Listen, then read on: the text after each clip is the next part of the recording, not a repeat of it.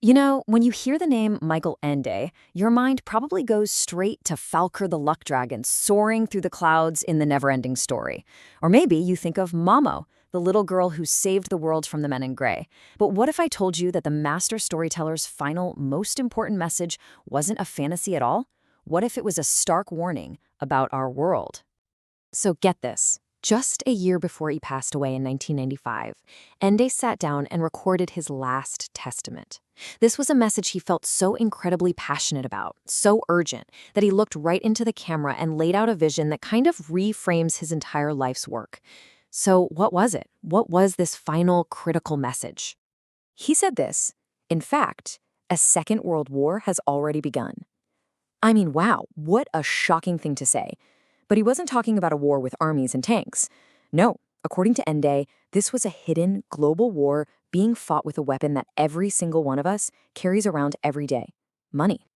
This whole thing was captured on a single tape, recorded right in his home in Munich back in 1994. And on it, Ende wasn't the gentle fantasy author we all picture. He was this passionate, sharp thinker, just laying out with incredible clarity his deep, deep worries for our future. And he argued it all stemmed from one single, deeply flawed idea. And that idea was our modern financial system. Endel truly believed it had spun out of control, that it had become this monstrous, abstract force that was literally devouring our world, our time, and even our humanity. He called it the violence of money. So what did he mean by that? Well, he saw a system where value wasn't connected to real things anymore, like a farmer's harvest or a carpenter's skill. Instead, it had become this weird, self-referential game where numbers on a screen just generate more numbers, totally detached from the real world of human work and natural resources. And look, this wasn't just some abstract theory for him. He was watching it happen in real time. He saw these speculative attacks by hedge funds causing real-world chaos, like the crisis in Mexico in '94, and then again across Asia just a few years later. He didn't see these as one-off accidents. To him, they were symptoms of a system that was fundamentally sick. To put this into perspective for you, back then, the value of all the real stuff, all the goods and services produced in the entire world, was about $30 trillion. But the amount of money just being gambled with in the financial markets, that was estimated to be at least 10 times that amount. A vast virtual economy completely dwarfing the real one we all live in. For Ende, our financial system had basically turned into a giant global casino. A place where money wasn't a tool to exchange things we need, but just a chip you use to bet and make more money out of thin air. And the result of that, he argued, was massive instability and a system that's designed to funnel wealth upwards, away from the people actually doing the work. Okay, so we've seen the symptoms, the crises, the casino, but what did Ende see as the root cause, the actual disease? Let's dive into the core of the problem he identified. And it wasn't just about greed.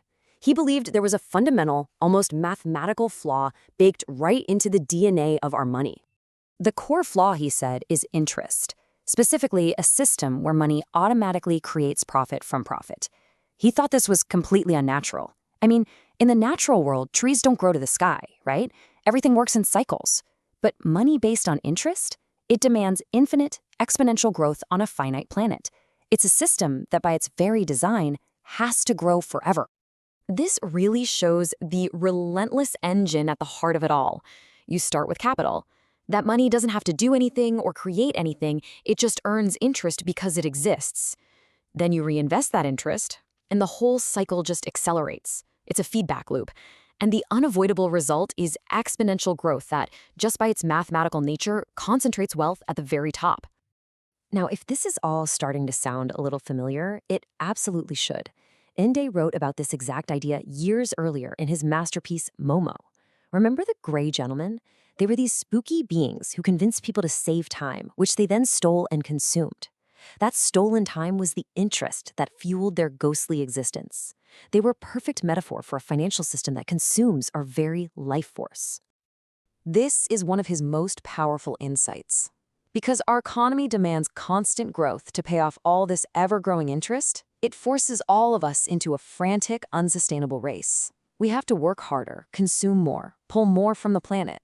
Not to live better, but just to keep feeding this abstract system. It's a war against our own time and against the planet's future. But Ende wasn't just a critic. He was a storyteller, and storytellers believe in finding a way out of the darkness. So he didn't just point out the problem, he spent the last years of his life exploring a real solution. So what was his hopeful vision for a different kind of economy? His main solution was this idea of regional currency. This is money designed with a totally different purpose. It's not a tool for hoarding wealth or earning interest. It's designed purely for community exchange, to help local economies and relationships thrive. So just imagine a different kind of money. It's designed to be spent right there in your local community, not stashed away as an investment. It's a tool built on mutual aid, encouraging you to buy from your local baker or your neighbor who's an artist. And crucially, it's designed to shield the community from that predatory, speculative global system by keeping values circulating locally, among people. Now, what's really smart about this is that Ende wasn't some radical trying to tear everything down. He was a pragmatist. He imagined two economies existing side by side. You'd still have the competitive sector, driven by profit, for things like global trade, but it would be balanced and humanized by a co-creative sector, a local, human-scale economy based on cooperation and actual need. And that's the whole point, right? It all boils down to this one, simple but totally revolutionary idea. For centuries, we have been serving the economy, twisting our lives and our planet to meet its endless demands for growth. And his vision was to flip that script, to create an economy that serves life. So how does all this connect back to the man we thought we knew? Was this deep dive into economics just some strange detour at the end of his life? For Ende, the answer was a clear, emphatic no. In fact, this was the very heart of everything he ever wrote. Just look at this. This is Michael Ende's gravestone. It's a huge, open book carved out of stone. Because above all else, that's who he was, a storyteller. And for him, telling stories was the most powerful way to change the world. You see, his economic thinking wasn't a departure from his fantasy writing, it was the ultimate point of it. He used the power of fantasy, the power to see the invisible forces shaping our worlds like compound interest, and then he used that same power to imagine a real workable alternative. He saw the great gentleman in the stock market tickers, and he envisioned Momo's power in our own local communities. So Ende's final message wasn't one of despair at all. It was a message of profound empowerment.